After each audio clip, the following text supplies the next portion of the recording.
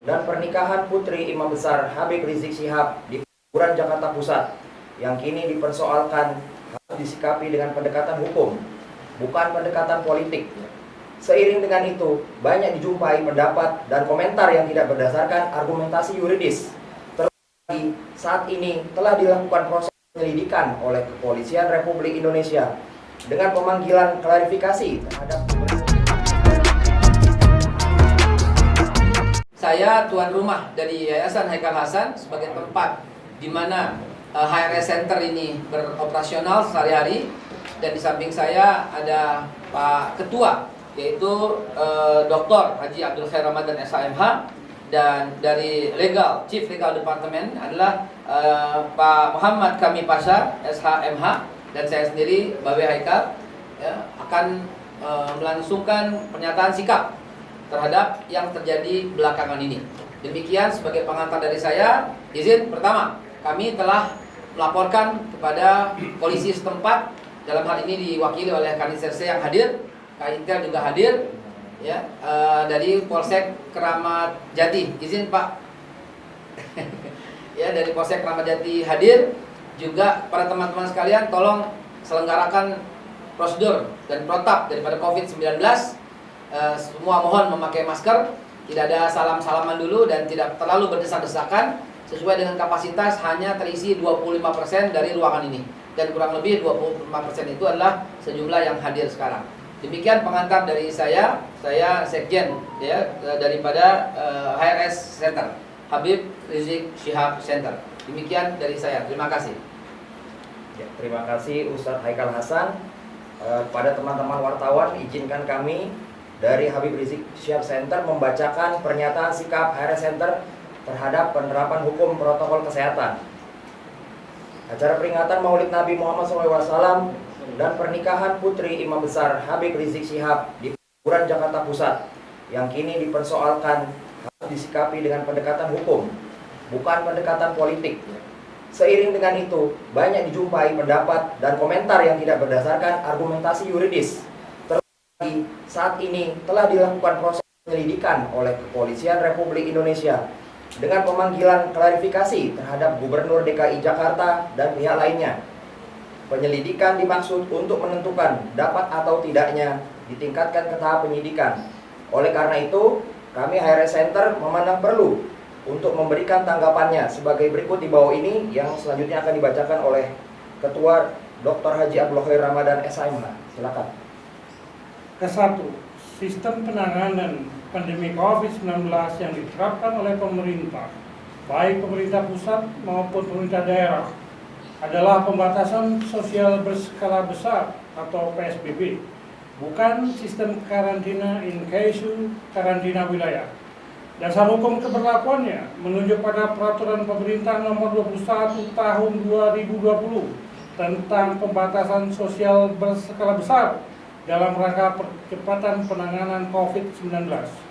Kedua, Peraturan Pemerintah Nomor 21 Tahun 2020 tentang pembatasan sosial berskala besar dalam rangka percepatan penanganan COVID-19 didasarkan atas Undang-Undang Nomor 4 Tahun 1984 tentang wabah penyakit menular, Undang-Undang Nomor 24 Tahun 2007 tentang penanggulangan bencana, dan Undang-Undang Nomor 6 Tahun 2018 tentang kekarantinaan kesehatan, Undang-Undang Nomor 4 Tahun 1984 tentang wabah penyakit menular, dan Undang-Undang Nomor 24 Undang-Undang Nomor 24 Tahun 2007 tentang penanggulangan bencana tidak mengatur PSBB. Dengan demikian, keberlakuan PSBB menunjuk pada Undang-Undang Nomor 6 Tahun 2018 tentang kekarantinaan kesehatan. Ketiga, Undang-Undang Nomor 6 Tahun 2018 tentang kekarantinaan kesehatan tidak menyebutkan norma hukum, hal larangan dan sanksi pidana PSBB. Norma hukum pasal 9 junto pasal 93 Undang-Undang Nomor 6 Tahun 2018 tentang kekarantinaan kesehatan berlaku dalam hal pelanggaran kekarantinaan, bukan PSBB. Dengan demikian, proses penyelidikan yang dilakukan oleh Kepolisian Republik Indonesia terhadap acara peringatan Maulid Nabi Muhammad SAW dan pernikahan putri Imam Besar Habib Rizik Syihab harus dinyatakan bukan peristiwa atau perbuatan pidana. Keempat, penerapan pasal 216 KUHP juga dipandang tidak tepat guna kepentingan penyelidikan perkara AKUO. Pasal 216 KUHP tidak ada relevansinya dengan penyelenggaraan PSBB. Oleh karena tidak ada perbuatan pidana dalam PSBB, maka keberlakuan pasal 216 KUHP tidak dapat diterapkan.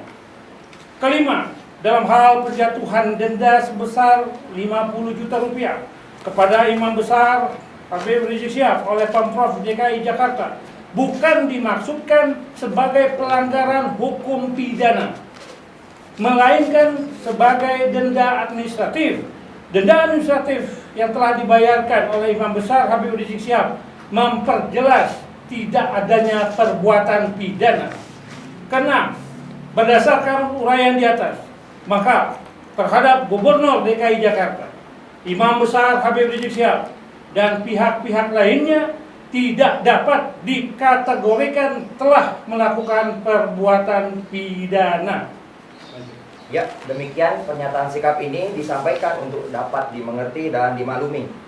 Jakarta 19 November 2020, Habib Rizik Syihab atau HRS Center bertanda tangan di bawah ini. Muhammad Kamil Pasha SMH sebagai Chief Legal Department, Dr. Insinyur Haji Haikal Hasan Baros sebagai Sekretaris Jenderal, dan Dr. Haji Abdul Khair Ramadan. Terima kasih atas perhatian teman-teman sekalian. Demikian pernyataan sikap HRS Center ini telah kami bacakan. Wassalamualaikum warahmatullahi wabarakatuh. Alhamdulillah, sahabat sekalian, demikian yang dibacakan oleh tim daripada HRS Center. Sekarang kami persilahkan apabila ada yang ingin mengajukan pertanyaan, silakan.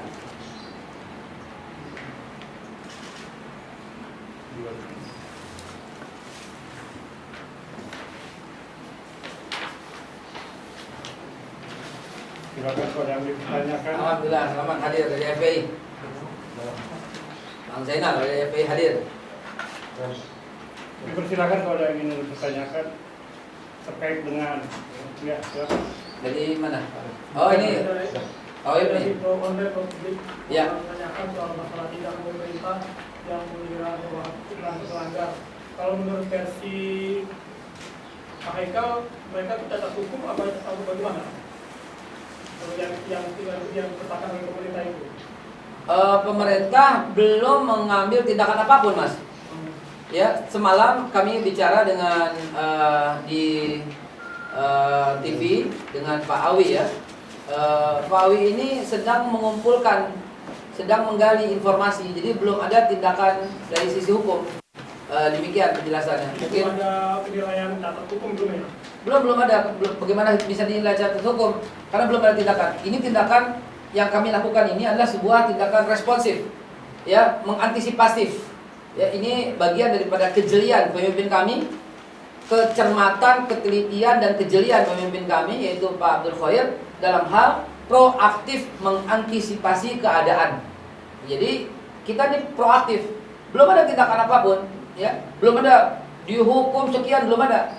Jatuh hukuman sekian, belum ada. Selama ini polisi lagi mengumpulkan. Nah, polisi tugasnya begitu, bukan menentukan. Jadi mengumpulkan, menggali informasi, nanti polisi melanjutkan dan seterusnya. Jadi ini tindakan dari ketelitian, kejelian dan kecepatan pemimpin kami yaitu Pak Abdul Khair untuk mengantisipasi segala keadaan yang mungkin. Jadi seperti sekarang ini responsif aja ya? Responsif. Pak, saya dari Anies ini, jika nanti dari proses pemanggilan kepolisian ini memang dinyatakan bersalah, begitu apa dari sikap HRS Center sendiri? Ya, yang menyatakan bersalah itu bukan ranah kepolisian. Kepolisian itu tugasnya adalah melakukan rangkaian penyelidikan untuk kemudian ketika suatu perbuatan itu dikategorikan sebagai perbuatan pidana, maka ditingkatkan dalam proses penyidikan terkait dengan pengumpulan dua alat bukti guna membuat terang perkara pidananya dan menemukan tersangkanya. Tetapi dalam perkara AKUO, sebagaimana telah kami sampaikan tadi, bahwa terhadap kebijakan Gubernur DKI Jakarta dan pihak-pihak terkait termasuk juga Imam Besar Habib Rizik Syihab dan pihak-pihak terkait. Ini Itu bukan suatu perbuatan melawan hukum. Tidak ada watergate hate, tidak ada perbuatan pidana, tidak ada seragam fake. Karena pelanggaran yang dimaksudkan dalam konteks karantina wilayah. Sedangkan yang diterapkan di Jakarta maupun wilayah lain bukan karantina wilayah, tetapi PSBB. Dalam dimensi PSBB tidak ada norma hukum, larangan maupun sanksi pidana. Tidak ada. Oleh karena itu kami dapat memastikan dan kami berharap pihak kepolisian dalam hal ini penyidik untuk menyatakan bahwa hasil penyelidikan bukan merupakan peristiwa atau perbuatan pidana sehingga tidak layak untuk ditingkatkan tahap penyidikan. Ada lagi silakan dari Saya Pak dari Officer.com Pak. ya.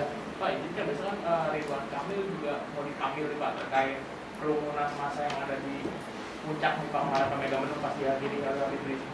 Kalau tanggapan HRS Center sendiri gimana nih soal real?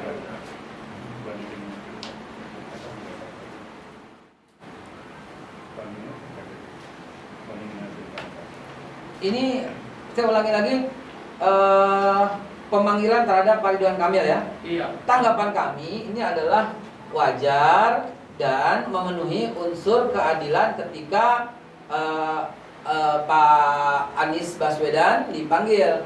Ya, ini pun setelah desakan. Perlu teman-teman ketahui pelanggaran yang terjadi itu ya terhadap pengumpulan, terhadap kerumunan itu 398 kali pelanggaran. Ada catatannya semua. Pak Anies ya yang ke 399. Pertanyaannya ya kenapa setelah 399 baru terjadi pemanggilan dan Pak Anies adalah gubernur pertama yang dipanggil dalam hal kerumunan.